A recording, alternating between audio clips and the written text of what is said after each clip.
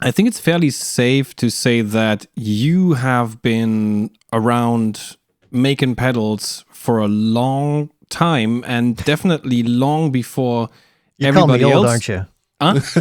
You're calling me old, aren't you? So, hun, No, yeah. no. How old are you? Not at all. Not at all. Not at all. But there are people speak of like the first wave of pedal builders, the second wave of pedal builders, because it always came in certain waves. Yeah, and did. and you were way ahead of everybody before everybody else, or should I say everybody started making pedals, because right now the whole thing is almost ridiculous how flooded the market is with everybody making pedals. And I remember the first things that I saw with your name on it. I was still working in retail back then. Must have been like in the 2000s somewhere. And like most of your stuff was then available in Germany as well at that retailer I was working. And back in the days, for the most part, what really worked were those like amp in a box pedals. So like the Tweed, the Plexi, what's the other one? Triple Rec. Correct. We did a Slow Distortion, Black 65, Tweed 57. We did an Ace 30, 30 something, two different names, same pedal. Yeah. Is that all we did? That's all I can remember off the top of my head. But those were the ones, and I remember seeing a rig rundown of Guthrie Govan, and he was using the Tweed pedal. Oh, really? And he had a very funny description of it, because he said he was using like what was kind of a prototype Victory amp back then. He was on tour with Stephen Wilson, and he was and that Victory amp has sort of a Marshall flavor, obviously the British flavor, and he says for some parts he needs something that kind of demarshals it and gives it like a different vibe, a different color, and that's what he used it for. So and after that, a lot of people ran into the store and were like, where can I get this Tweed pedal? Where can I get the Plexi pedal? For like everybody who wanted the whole thing flip-flop. You know, they had a Fender amp, they wanted to kind of defender it, so to speak. Right. When did you actually start with your first designs, and maybe what kind of design inspired you? Well, so there was an area where it was just a hobby, right? And then it kind of slowly turned into a business, kind of accidentally. And so like, it's like a gray area. Like, when did I start? I don't know, because I kind of was selling stuff on eBay. So I guess it was technically a business, but it was more of a hobby. Right. So, you know, like we're talking like 2003 or 4 or 5, somewhere around there.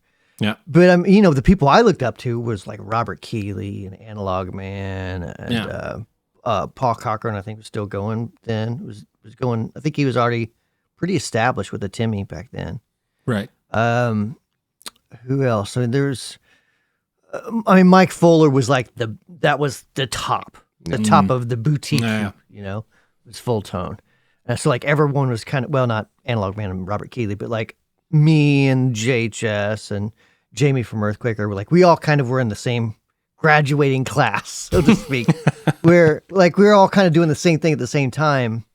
But like we were looking at these people like they were the greatest, right? They were the ones that had made it doing this. Yeah. So that's, I'm probably getting off topic a little bit. I'm just trying to think my, No worries. way through it.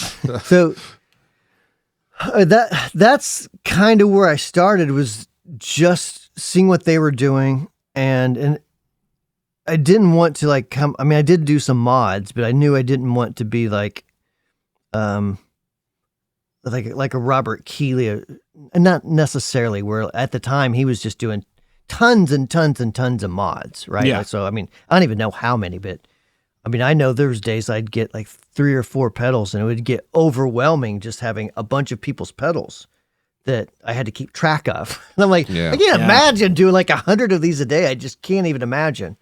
So, and pretty quickly, I'm like, mods are fun, but I think I just want to start, you know, building my own stuff. I want to learn how to build my own, because I didn't know how.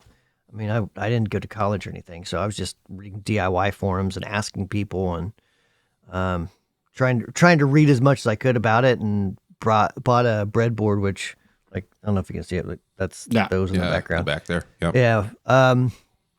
And what that did was basically it allowed me to take like a simple schematic, and then I could be like, okay, so here's a resistor. What happens if I make this resistor bigger? Oh, it increases gain, or it takes out bass, or it does, it makes it not work. Why does it not work whenever you change that? So like those are the questions I was asking, Right. like on those DIY forums. And so you just kind of figure out as you go, like, okay, so on this type of circuit, these resistors do this, these capacitors do these other things. And that's a circuit block, is that transistor booster circuit or whatever. And so you just kind of figured out slowly, like how it all gets put together. Right. And then, of course, over time, you see a schematic, you're like, oh, I recognize all these circuit blocks. That's a transistor booster. That's a buffer. That's just a simple inverting op amp stage. Like you start seeing all the different parts. Right. And so I guess that's kind of how I stumbled into it, is just learning kind of from a backwards way, and then reading books going, okay, so when I changed that resistor, why did it stop working? Oh, that sets this thing called bias. Interesting. Okay, so don't screw with that too much. It's not going to make that much of a sound. It's going to make it work or not work. Yeah. So that's how my brain was working back then around this. But That's crazy. does that answer the question? I don't even remember the damn question now. No, the question was, how did you get into it and what kind of stuff inspired you? So that was a It was a very complete answer to the question.